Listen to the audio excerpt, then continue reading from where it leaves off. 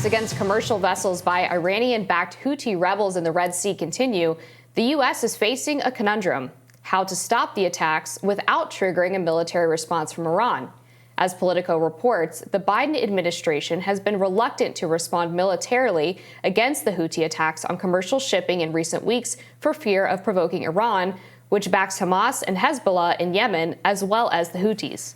Previously, the Pentagon had recommended the administration not do so, but a significant uptick in attacks in recent days could potentially lead top U.S. national security officials to change their calculus. The attacks in the region have caused many oil companies to pause shipments through the Red Sea for fear of ongoing assaults against their cargo.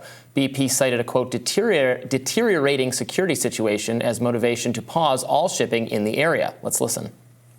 BP has announced that it's suspending shipments of oil through the Red Sea. This is following recent attacks on vessels by Houthi rebels.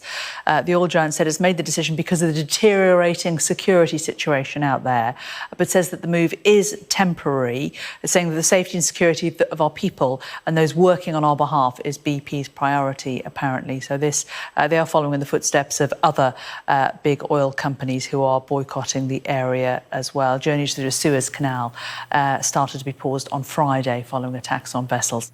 Joining us now to discuss the situation in the Red Sea is Trita Parsi, Executive Vice President at the Quincy Institute. Welcome back. Thank you for having me. So talk to us about what can be done. Obviously, these attacks are very concerning, and we're living through a time of, escalating tensions in the region and globally, and no one wants to see full war breakout, greater U.S. involvement. At the same time, this does seem like a serious security situation. It's an extremely serious situation, and this is one of the two main tracks in which the war in Gaza can escalate. The other one is if the Israelis attack Lebanon, which the U.S. government is very, very worried about.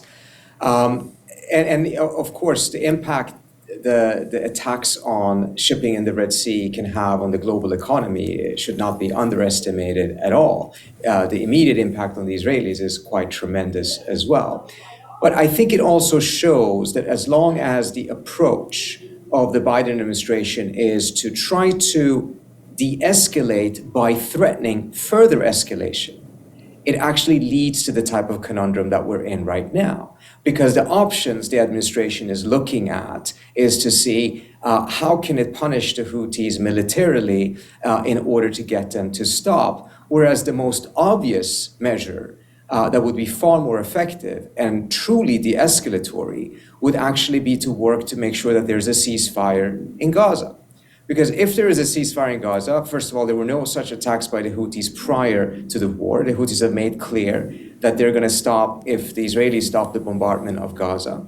It seems to me a much more worthwhile approach to consider, particularly mindful of the fact that there really isn't any clear U.S. interest in seeing a continuation of the war in Gaza with a massive civilian deaths, the destabilizing impact, again, that we're seeing in the region, the damage it is doing to U.S. global standing because of its refusal to support a ceasefire so far.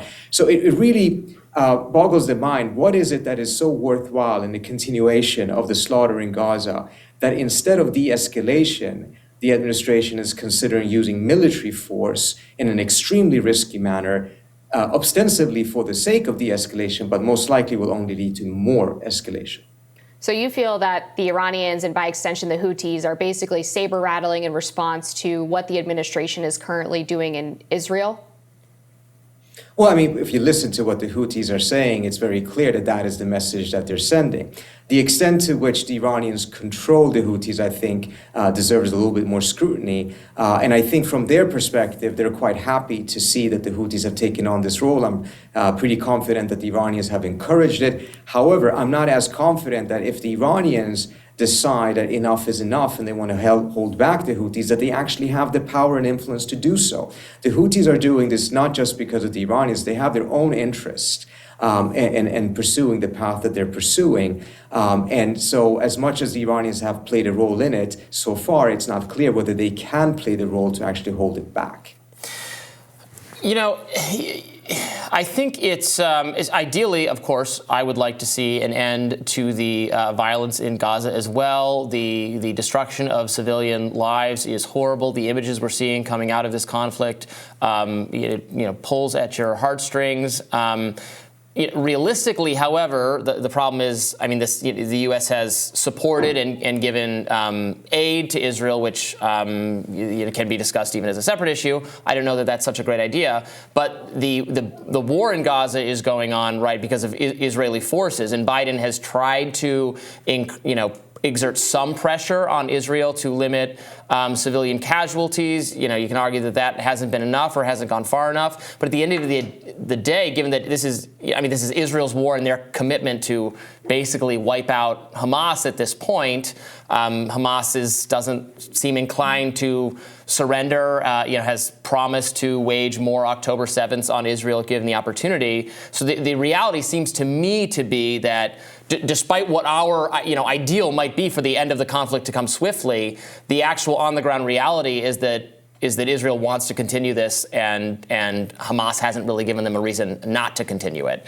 independent of what we might think would be best for ourselves. So I think the question then is, what is the U.S. interest here? And what is it that the Biden administration should pursue? You're quite right. The Israelis absolutely want to continue this. And a growing number of Israelis also believe that Israel should expand the war into Lebanon. But that is what the Israelis want. The question is, what does the U.S. want? And what does serve U.S. interest? It's very clear that the administration does not believe that an expansion of the war into Lebanon is in the U.S.'s interest. I would say that, the administration is also very unhappy, as they should be, about what the Houthis are doing. So for how long should the U.S. accept cost to its interest in order to facilitate the Israelis pursuing what they believe is their interest in Gaza? And that's where I think, again, if the priority of the United States under the Biden administration was to make sure that the U.S. does not get dragged in to another war, then pressure on the Israelis, real pressure, not what we've seen so far, to be able to bring this conflict, at least the very bombings that we're seeing right now, to an end, would be necessary. But that is, again, whether, what the Biden administration puts up as its top priority.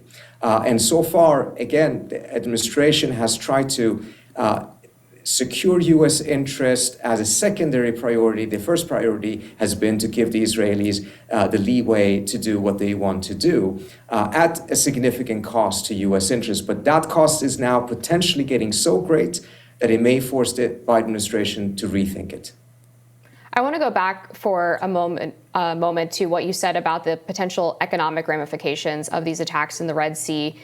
There's obviously some pausing from BP on their oil shipments in the region. What kind of disruption could that have to the U.S. energy industry? How reliant are we on oil that might be coming through the Red Sea? So one of the great benefits of the United States right now is that it's actually not that reliant on the oil itself from the region. The U.S. is energy independent, and that's part of the reason why we should not have to be as involved in the Middle East as we were before, because the region simply is not as strategically important.